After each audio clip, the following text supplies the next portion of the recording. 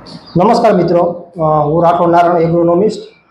એક આપણે દિવ્યેશભાઈની મુલાકાતે આવ્યા છીએ કે જેઓ સોમનાથ એગ્રો ઇન્ડસ્ટ્રીઝ કે જે ખેતીને લગતા ઓજારો બનાવવાનું કામ કરે છે અને કંઈક જે અલગ અલગ વસ્તુઓ બનાવે છે એ વસ્તુની કંઈક અલગ સ્પેશિયાલિટી આપણે એની પાસેથી જાણશું કે ભાઈ કયા કયા પ્રકારના સાધનો બનાવે છે. દિવ્યેશભાઈ, તમે કયા કયા પ્રકારના સાધનો બનાવો છો? સાધનો બનાવવામાં આપણે સનેડો, મિની ટ્રેક્ટર, મોટું ટ્રેક્ટર, ટૂંકમાં આપણે જે કારખાનામાં જે કંઈ ઓજારો બનાવીએ એ સ્પેશિયલી મશીન માટેના જ બનાવીએ. ઓકે, બરાબર. આપણે બળદના સાથીના કે ઓજારો બને ત્યાં સુધી નથી બનાવતા. એનું કારણ છે કે જે કારખાનાની શરૂઆત કરીને આપણે મશીન માટે જ કરેલી છે. બરાબર. જેથી કરીને બધા ઓજારો જે કંઈ ઓજારો બનાવીએ બધે ફૂલ હેવી ડ્યુટી બનાવીએ છે, જેથી કરીને પછીની સૂત્રેમાં કંઈ ફેરફાર ન થાય. બરાબર. એના માટે એમાં આપણે સનેડાની બધી વસ્તુ, મિની ટ્રેક્ટરના દાંતી, રાબ, કુજા, પંચિયા, માઠ, જે કે એને બીજા નંબરમાં મિની ટ્રેક્ટર માટેના ટ્રેલરો, પછી મોટા ટ્રેક્ટરના ટ્રેલર, પછી મોટા ટ્રેક્ટરના દાંતી, રાબ, પંચિયા, કુયા, માઠ, એવા બધા ઓજારો. બીજા નંબરમાં સ્પેશિયલ પ્રોડક્ટમાં આપણે બનાવી છે ચોરસ લોઢિયા. હા, કે જે આપણા સિવાય અત્યારે કોઈ બનાવતું નથી. બરાબર. ચોરસ લોઢિયા એ આપણી એક સ્પેશિયલ પ્રોડક્ટ છે કે જેમાં ભૂંગળીમાં આપણે 5 વર્ષની ગેરંટી આપીએ. બરાબર છે.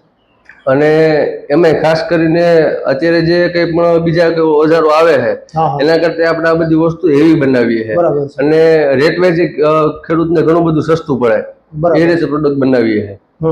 અને એ સિવાય આપણે કોઈને માની લો કે બગીચામાં દવા છાંટવા માટેના સ્પ્રે પંપ હોય તો એ આપણે બનાવીએ છીએ. હા, દવા છાંટવા માટેના સ્પ્રે પંપ આપણે બનાવીએ છીએ અને એ પણ કઈ રીતે, કોઈને ટ્રોલી ટાઈપની જરૂરિયાત હોય તો ટ્રોલી ટાઈપ બનાવીએ. પછી હાઇડ્રોલિક જોતા હોય તો હાઇડ્રોલિક ઉપર જે હાલે છે એ બનાવીએ. બરાબર. હા, સ્પ્રે પંપ આપણે દરેક જાતના બનાવીએ. પછી સનેડામાં સ્પ્રે પંપનું ફિટિંગ કરીએ છીએ. ઓકે.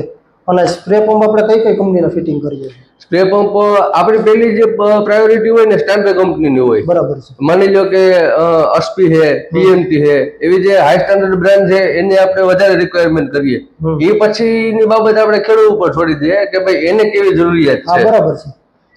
ખેડૂતની જે બજેટ હોય એ પ્રમાણે આપણે, હા, ખેડૂતના બજેટ પ્રમાણે બનાવીએ. એમાં આપણે કેટલા પિસ્ટન થી લઈને કેટલા પિસ્ટન સુધીના બનાવીએ? એમાં ખાસ કરીને તો વધારે પડતા મિની ટ્રેક્ટરમાં, મોટા ટ્રેક્ટરમાં 3 પિસ્ટનના પંપ જ વધારે સુટેબલ રહે છે અને આપણે બધામાં 3 પંપ જ રિક્વાયરમેન્ટ રહે છે અને આપણે 3 પિસ્ટનની જ વાપરીએ છીએ પંપ. બરાબર. પ્લસ એમાં કેવું છે કે જેની જેવી જરૂરિયાત, કે જેને મગફળીમાં કે છૂટા પાકમાં જે દવા છાંટવી તો એને બહુ મોટી કેટેગરીની જરૂરિયાત નથી રહેતી. બરાબર. બાગાયતી છે, નાળિયેરી છે, એમાં એને 50 થી ઉપરના લેવલના પંપ જોઈએ કે ભાઈ 80 લીટર, 120 લીટર, તેમાં આપણે એવા પંપ એને રિક્વાયર કરીએ છીએ. બરાબર છે. અને જે તમે ટ્રોલીની આગળ વાત કરી તો એમાં આપણે ટ્રોલીમાં કઈ રીતના હોય કે ભાઈ 4 વ્હીલ હોય, અમુક 2 વ્હીલ હોય, તો એમાં કઈ રીતના હોય છે? એમાં એવું છે કે સનેડા માટેની જે કે ટ્રોલી બનાવીએ ને આપણે, એ 2 વ્હીલ ટ્રોલી બનાવીએ. બરાબર. એમાં 4 વ્હીલની જરૂરિયાત નથી રહેતી અને 4 વ્હીલ ખેંચવામાં પ્રોબ્લેમ થાય. બીજા નંબરમાં મિની ટ્રેક્ટર માટેના જે ટ્રોલી બનાવીએ એમાં 2 વ્હીલ ટ્રોલી બનાવીએ અને 4 વ્હીલ ટ્રોલી બનાવીએ. બરાબર છે. અને પ્લસમાં કે આપણે જે ટ્રોલી બનાવીએ છીએ એ માર્કેટ કરતા થોડીક અલગ હોય.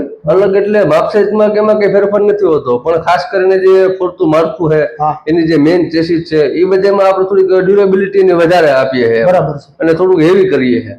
હેવી મતલબ કે જે ઓધર કંપનીના કે બીજા કોઈ જે બનાવતા હોય છે ટ્રોલી, તો એની અંદર જે વજન અને તમે બનાવો એનો વજન, એમાં કેટલો ડિફરન્સ પડે? એમાં આપણી ટ્રોલીમાં અને માર્કેટની ટ્રોલીમાં 100 થી 150 કિલોનો આજુબાજુનો ફેરફાર રહી જાય છે. એટલે ટૂંકમાં 100-150 કિલોનું જે તમે મટીરિયલ વધારે વાપરો છો તો એની સામે મજબૂતાઈ વધી જાય. એની સામે 100% મજબૂતાઈ વધી. બરાબર છે. હા, તો એ સિવાયનો આપણે ખેતર માટેના જે નાના ઓજારો આવે છે એમાં તમે શું શું બનાવો છો?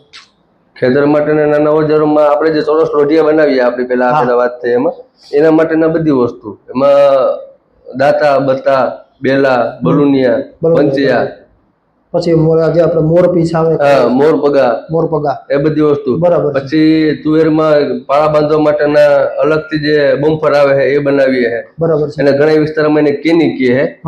બરાબર. આપણા વિસ્તારમાં બમ્ફર કહે, પોરબંદર બાજુ જે આપણો માલ જાય એમાં કેની કહે. એ વસ્તુ બનાવીએ છે. અલગ અલગ વિસ્તારમાં બધા ઓજારોના અલગ અલગ નામથી ઓળખતા હોય. બરાબર છે. અને એ સિવાયનું કઈ સ્પેશિયલ આપણે આગળ ખરું કે ભાઈ ખેડૂતને ઓછા ભાવમાં વધારે ઉપયોગી થઈ શકે એવું? એમાં એવું છે કે આમાં આપણે જે કોઈ રૂઢિચુસ્ત કારખાનું છે નહીં ભાઈ, કે ભાઈ આ જ વસ્તુ કરવાની છે, આ નથી કરવાની.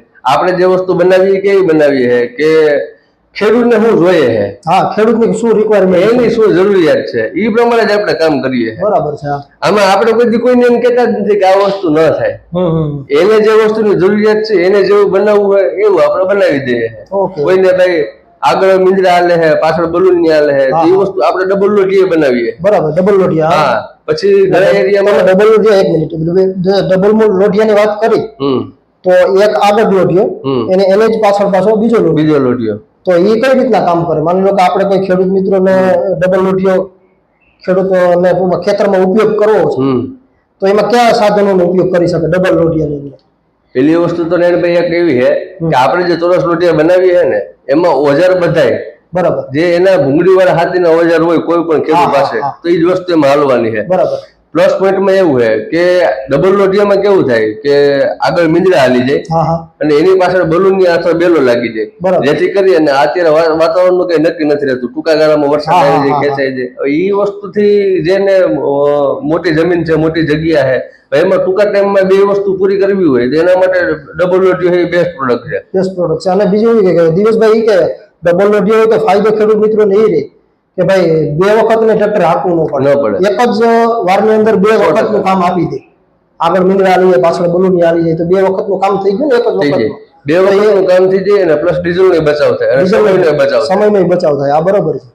તો ખેડૂત મિત્રો, જે દિવેશભાઈએ વાત કરીને સ્પેશિયલ જે બનાવે છે સાધનો અને એ સિવાયના બીજા જે સાધનો એ બનાવે છે, તો એનો તમે કોન્ટેક્ટ કરી શકો છો. દિવેશભાઈ, આપણું એડ્રેસ શું છે?